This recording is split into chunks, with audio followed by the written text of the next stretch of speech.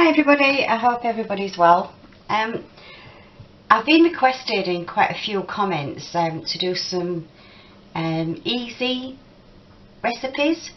One of the books that I love to use is the Bureau book. It's an English Bureau makes flour, and they brought a cookery book out a long time ago. I'm 64, I've been baking for years and years. I'm no expert at all. But when my children were young, which I was 4 of them at home, I used to bake every day nearly, but especially on a weekend, because it was cheaper. I know people are busy this time of the year, but I do think baking is coming back into fashion. And it's great watching all these, you know, the Bake Off and things like that, but we don't all make things like that. So I thought it'd be quite nice to do just some easy, simple recipes that you can knock up if you've got somebody coming quick. We all know how to make a Victoria sandwich cake, and to be truthful, my daughter makes them better than I do, so I'm not even going to do that. But one thing I do love, and I used to make quite a lot, is shortbread. So today I thought I'd make some what they call petticoat tails. Shortbread is typically Scottish. People who go to Scotland often bring a tin of shortbread back for you, which is nice, but it is so simple to make and it is nice. It keeps well. It's not slimming. I'm not making any slimming recipes and things like that, but I thought it'd be just nice to do something a little bit different. So I'm going to do a little series of just easy, quick recipes, not to teach anybody, just to show you how easy things can be. So petticoat tails are done in a sandwich tin like this, which I'm obviously going to line. And what happens is the edges get frilled like a petticoat, and it's portioned then into 8, which you'll see. So we'll get started, and I won't waffle. All we need is only 3 ingredients, well 4 if you want, is plain flour, and I've got 9 ounces. In America that would be all-purpose flour. There's no raising agent in this, so no baking soda or anything like that, just plain flour. And then we need, so there's 9 ounces there. We need 3 ounces of sugar, which I'm just going to mix into there. I'm going to give that a quick stir around. Get that incorporated. Now, this is not a creaming method, it's a rubbed in method. There are different recipes for shortbread where you actually do cream the shortbread, but this isn't. Now, when you make shortbread, it's usually just butter rubbed in, but I like a little bit of almond in mine, so I've got some almond extract. This is quite strong, so I'm not going to use a lot. You don't need to put anything at all in, but I'm just going to use half a teaspoon of almond extract. I'm just going to get my whisk, and I'm just going to whisk that into the flour. This will get incorporated, and I'm actually going to move this. This is my tin that we're going to keep them in later on, so I'm just going to move that out of the way.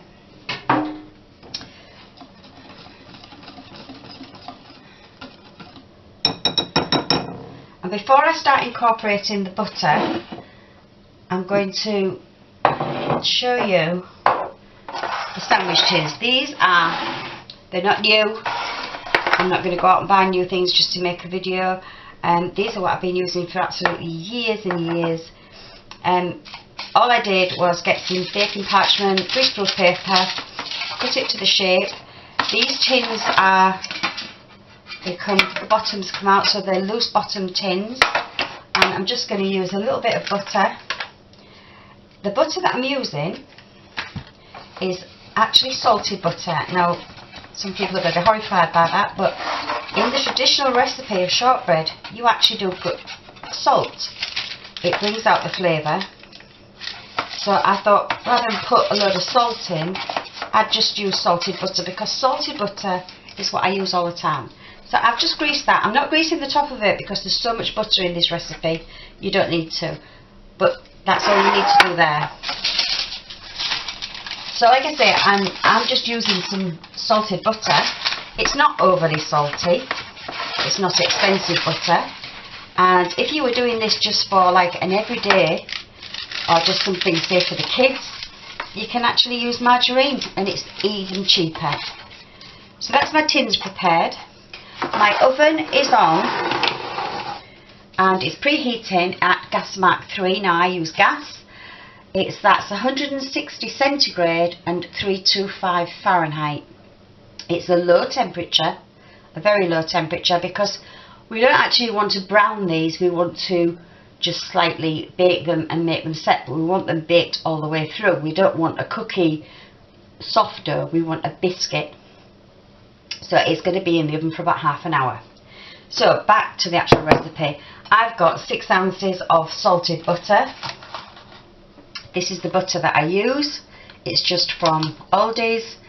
And as I say, salted, you can use any butter that you want, or even margarine. You don't have to use what I use. So in there, I've just chopped this up a little bit to make it easy, because as I said, it's a rubbed in method. So all you do is push in the flour and the butter together. And don't forget, we've already got the sugar in there. And you just keep pushing it together. Some people use one of those pastry mixers, you know, that's got like 5 blades. You could do that. You could do it in a processor, but you'd have to be careful not to overwork it, because this doesn't need overworking. You really just push in this butter in, and like I say, it's not a creamed method, we're just pushing together. But you could try it in a processor, and the minute it comes together I would stop it and then slightly knead it. The smell of the almond in this is coming out absolutely gorgeous. But there again, I'm a bit of an almond fan. I love Battenberg and marzipan and anything like that. All the things that you shouldn't have, but anything almond I really like. There's a lovely recipe in the Bureau book that just is just almond biscuits, and it's very similar to this, except they're a lot thinner. And that can be used if you're an almond fan. So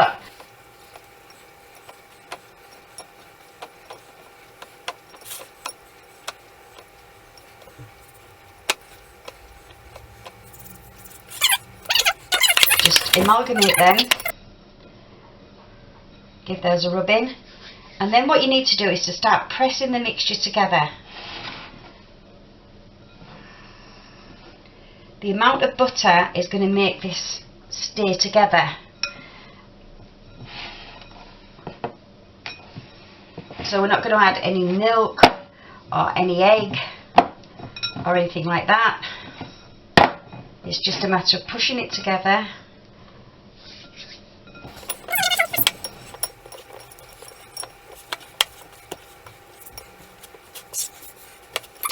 Going to empty that out now, and you can see that's just about together. You just need to knead this together, collect all your bits up, knead this together for a couple of minutes. You don't want to overwork it. All you need is a smooth paste, and you can see that that's smoothing down now and it's holding lovely. You're not kneading bread. You just push in until you get that smooth paste. What we need to do now is to divide that into 2. So I'm just going to get a knife and cut that into 2. And all you need to do now is to get your rounds. Now you don't have to do this on here. Pop that into the tin, and then you start working it, pushing your mixture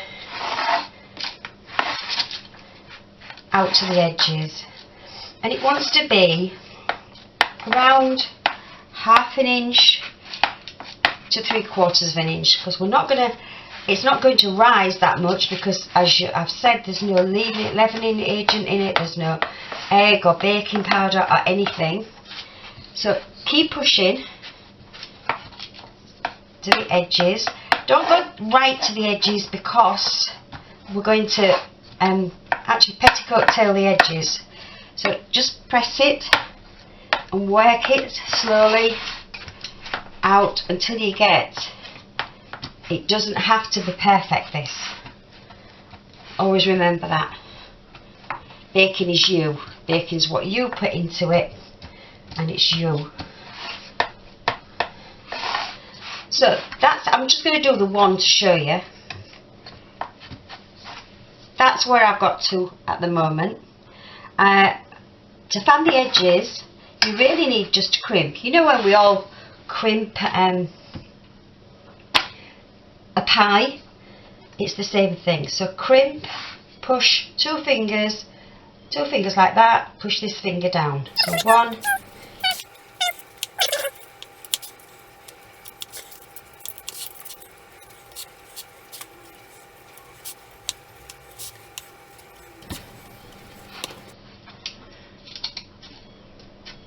so you can see that that's been like fanned at the edges. It's not perfect, didn't expect it to be. Then what we need to do is to score it. So this depends on you and how big you want your biscuits to be.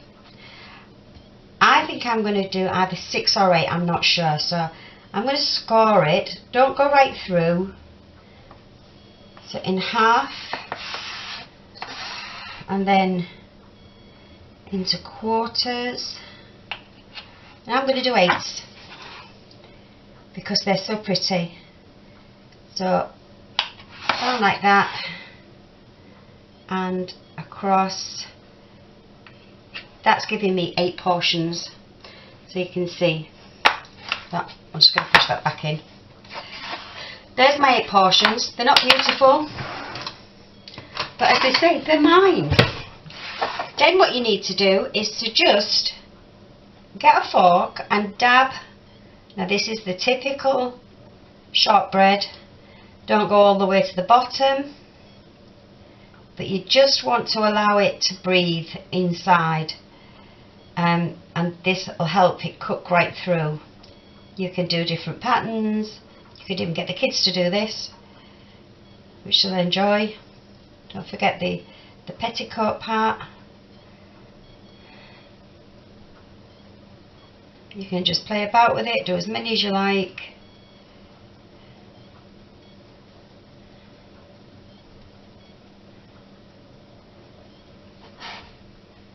There's your round all ready to go in the oven.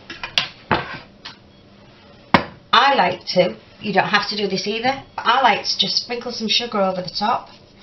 It gives you a little bit of crunch like a biscuit. Not mad, a couple of pinches, that's all it needs. And that is ready to go in the oven. I'm going to do this one. They're then going to go into the oven. As I said, my oven is at gas mark 3, the centre of the oven, for 30 minutes. And once they're cool, onto a cooling tray, cooling wire tray, and I'll get back to you. My cakes have had 30 minutes in the oven. They don't look much different, except they're hot. I've actually did just put the end of a knife in just to see if they were cooked. They came out clean, so I'm hoping they are.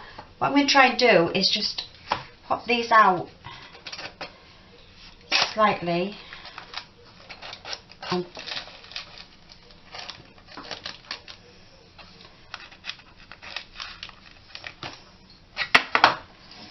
just to put them on a cooling rack.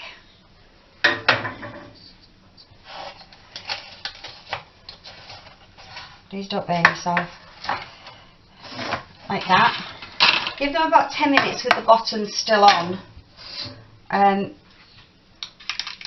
Oh, actually you could lift them off straight onto the baking tray with the greaseproof on. This could be fun. And that will help them to cool, because we want them to crisp up, so we don't want anything stopping that happening. I'm going to let them cool for about 10 minutes, and then I'm going to try and peel the bottom off. You can see that they're holding together quite well, but leave them and let them cool. Well, my shortbread's now cold. I've took the greaseproof paper off this. It is cold, and what you want to do is pop it onto a board gently, because this is fragile stuff. Serrated knife, find your score marks and just cut. You don't need a lot of pressure. Again, find your score mark, and that is your petticoat tail. You can see that that's cut through. I'm going to pop them onto my cake stand that I actually got from a charity shop for 50p, and I love it. This is absolutely gorgeous for just having afternoon tea, if that's what you do. I don't, but I do love a cup of coffee in an afternoon with a biscuit, and this is as good as it gets. So those are your petticoat tails.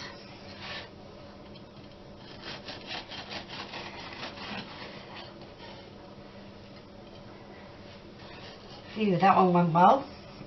I'm going to do the other one in a minute. So there's my actual petticoat tails. That's my beautiful cake stand. I also wanted to tell you that you don't have to make petticoat tails. You can actually just, once you've done the actual mixture, get a baking tray and get some of the mixture, roll it into a ball to the size of, I would say, a walnut.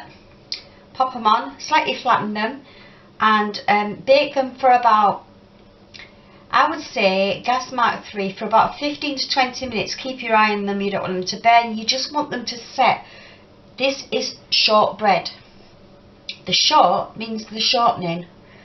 In olden days, the shortening was the butter, or lard, or oil. That's why they call it shortbread. That's where it comes from. It's nothing's fantastic. You can also, when you're doing this mixture, pop in some grated rind of an orange or a lemon, or even both if you like that kind of thing. You can put a bit of coconut in, makes it different. It's whatever you like, but I think it's took me about an hour, but I've been filming as well to make these. That's a lovely thing if you've got company come in. They can just put onto a nice dish and let them enjoy. Your kids will think you're the best mum in the world because you've actually made them. They don't come from a packet. You'll feel better because you've made them yourself. I hope everybody enjoyed this. If you do make them, send me a picture. You can get me on Facebook on Wendy Simmons. I'm also going to open a new Facebook page and a new blog which will come under Sweet Little UK Lady. So if you're interested in that, give me a comment, let me know how you feel. I hope everybody's okay. Thumbs up if you like the video. I thoroughly enjoyed doing this. Okay, see you for now. Bye.